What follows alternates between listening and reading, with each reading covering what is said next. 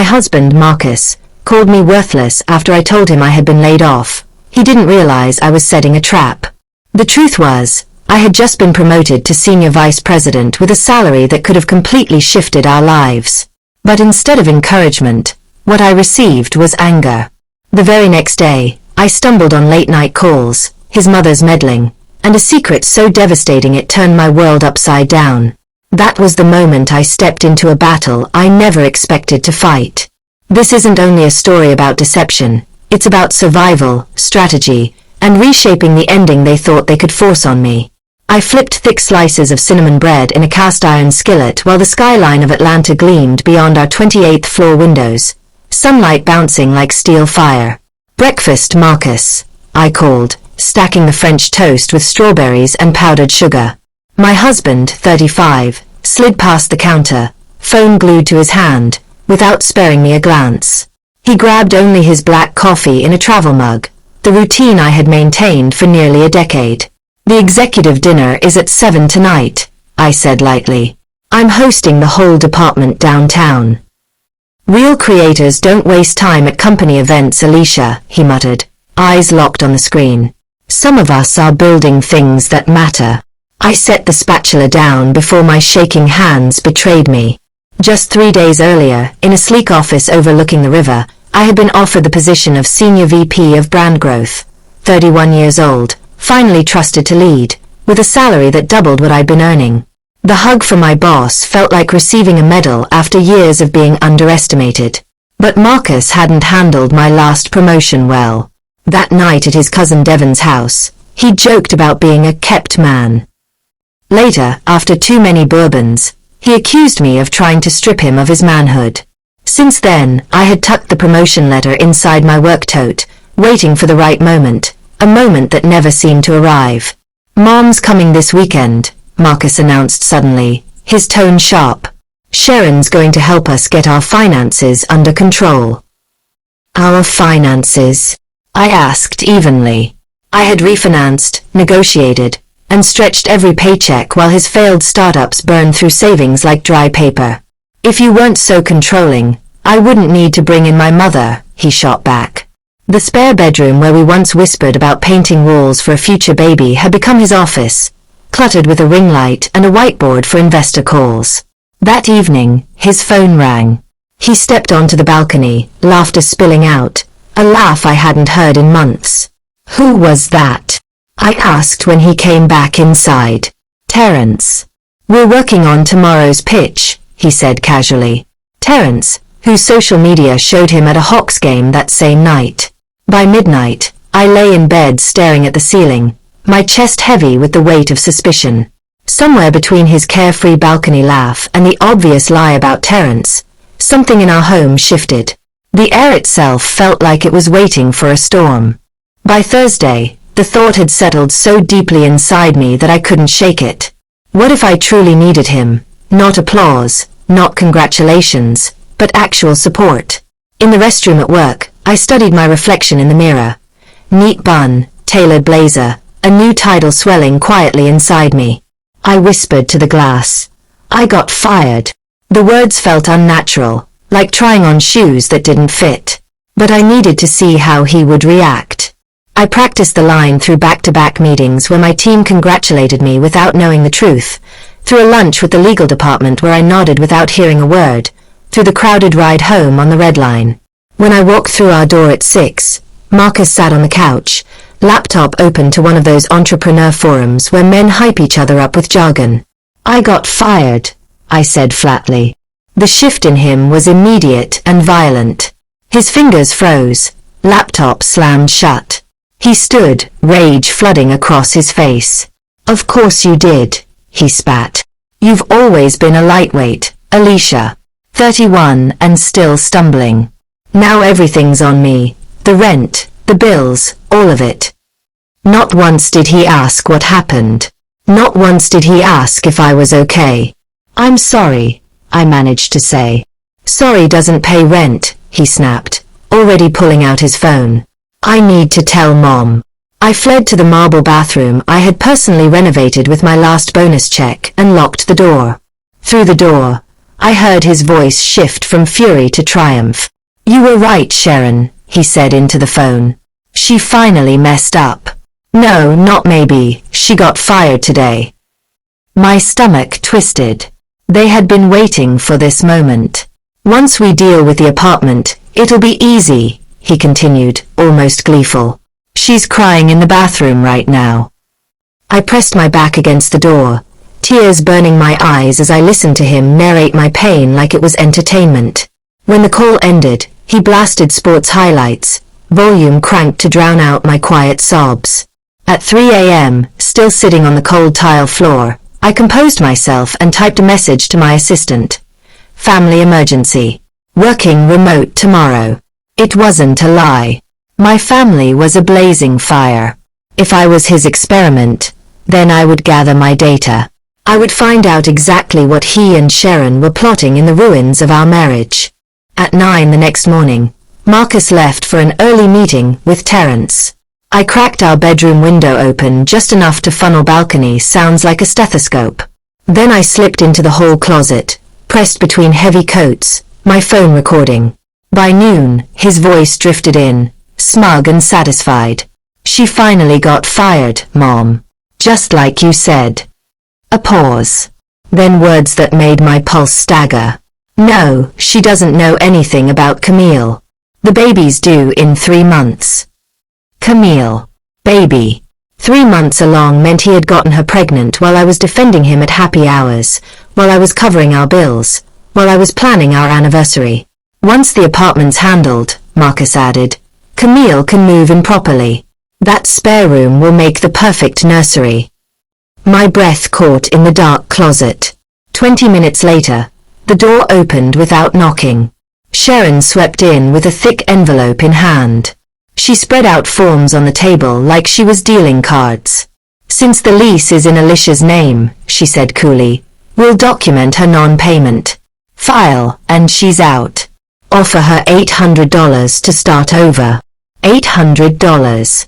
For 9 years of sacrifices, for the furniture I had bought, for the bills I had negotiated, for my belief in him.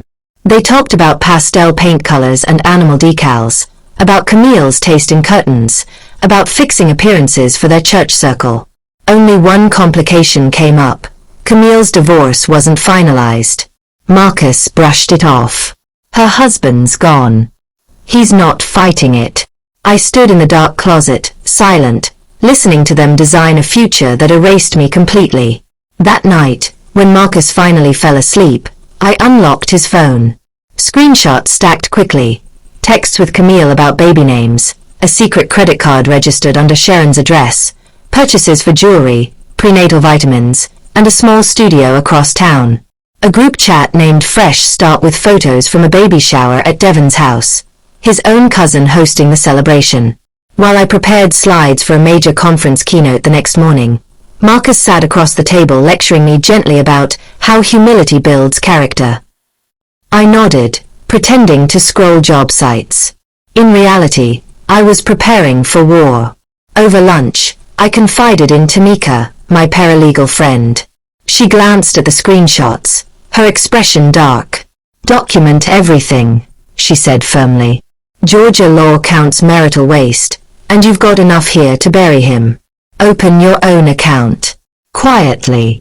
"Already done," I replied, sliding her a receipt from a fresh deposit. My signing bonus was safe. That same night, I learned Devon had indeed hosted Camille's baby shower. His wife, Keisha, had hugged me warmly at Thanksgiving and asked if Marcus and I were trying for kids. Yet in the group chat, she'd written, "Camille's glowing. The nursery is going to be beautiful." By dawn, I staged my exit. 2 suitcases by the door. A fake Uber notification pinged on my phone. A shaky smile for Marcus as he grabbed his laptop bag.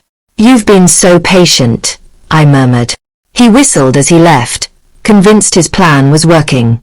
The second the door clicked shut, I unpacked everything and spread my evidence across the dining table like pieces on a chessboard. Promotion letter. Ultrasound printouts. Credit card statements tied to Sharon's address. Screenshots from the Fresh Start chat. Emails to divorce attorneys dated months back. 43 clean audio recordings. At noon, his key scraped the lock. Marcus walked in, carefree, until his eyes landed on my carefully curated museum of betrayal. He froze. The laptop bag slid from his shoulder. "Sit," I said, clutching a coffee mug that once read Best Wife. "We're going to talk like adults." He tried denial, then anger, then pity. I pressed play on a recording, his voice bragging about my supposed firing, Sharon suggesting I be bought off with $800, his comments about career-obsessed wives. "Georgia is a one-party consent state," I said evenly. "I recorded everything." "You can't," he started. "What you can't do," I cut in, "is funnel our money into an affair, plan my eviction, and commit fraud." I slid papers across the table. "Lease transfer or a clean break. Here's an itemized inventory of everything I bought, down to the toaster. Sign. Pack only what's yours. Movers will be here at 2. His signature wobbled across the page. He called Sharon in a panic. She stormed in, spitting venom, until I hit play on her own recorded words. The color drained from her face. Then Marcus's phone rang. A smiling photo lit the screen. Camille. I answered on speaker. "This is Alicia," I said calmly. "Marcus's wife." The silence that followed was the clearest sound I'd heard in months. The movers arrived like surgeons. Sharon tried to smuggle my espresso machine into a box, but I held up the receipt with my name on it. She hissed, threatened to ruin me socially. I showed her a drafted email addressed to her church committee, complete with her quotes attached. By 4, Marcus stood in the doorway with 2 trash bags and a shoebox of startup memorabilia. He dropped his keys on the console, the same spot I had placed mine during my staged goodbye. The elevator doors closed on his smallness. I slid down against the inside of the door, grief wringing me out. Years of shrinking and betrayal poured out in raw sobs. When I finally ran dry, I ordered the takeout he used to mock, opened the bottle of wine he'd been saving for a mythical acquisition, and toasted the simplest word in English, mine. On Monday, I put on the charcoal suit Marcus once mocked as try hard, and walked into a boardroom that applauded as I officially accepted the senior VP role. Later in her office, my boss, Angela Rivera, listened quietly as I shared a trimmed-down version of the truth. She leaned forward and said, "I didn't recruit you just for the title, Alicia." Then she slid a folder across the desk stamped Harbor Ventures. "Our venture arm is relaunching," she explained. "We're backing products that treat people like people. I want you to help me build it." 3 weeks later, my friend Melissa called with gossip. Marcus's pregnant girlfriend had left him, Sharon had taken him back in, and he was doing password resets at a call center in East Point. Justice, it seemed, had its own rhythm. I didn't gloat. I was too busy learning diligence flows, cap tables, and why so many founders failed at character before they failed at business. Then came the unexpected call. It was Camille. Against my attorney's advice, I answered. "I'm sorry," she blurted. "Sharon told me you were gone. She said the apartment belonged to Marcus. I was foolish. Are you safe?" I asked. "Yes," she breathed. Then after a pause, "The baby. They told everyone it was Marcus's." "It isn't." My world tilted. She confessed Sharon had pressured her, paying her expenses, insisting a baby would finally make Marcus look like a man. She handed me documents, payment ledgers, prenatal receipts, even a text thread where Sharon rehearsed lines with her. "Say he's the father. Say we." "Why come to me?" I asked. "Because you looked at me like a person on that call," she whispered. "Not a scandal." Angela reacted like a general. "We document. We protect the child. And we don't become the people who tried to break you." With my attorney Tamika, we filed complaints against Sharon's foundation for financial coercion and fraud. Carefully packaged evidence was sent to her church group and her board. The silence that followed spoke volumes. Meanwhile, Harbor Ventures launched an open call for founders solving unglamorous problems. Camille pitched a raw but brilliant idea. Flexible licensed childcare pop-ups in working-class neighborhoods so parents on night shifts could finally breathe. She knew the pain. She had lived it. We funded her pilot.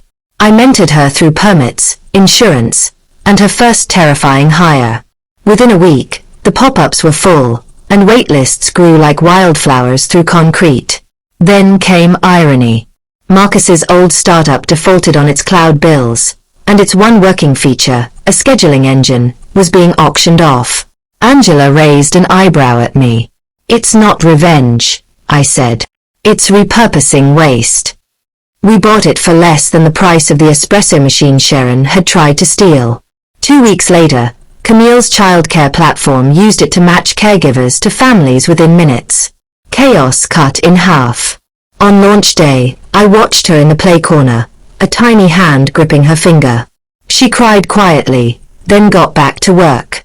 One rainy Friday, I ducked into our old coffee shop before a board meeting. Marcus sat near the window in a shiny, ill-fitting suit, tinkering with a deck titled Phoenix 3.0. He looked up and froze. "Alicia, can we talk?" he asked softly. I gestured to the chair. "I've changed," he began. "I'm building again.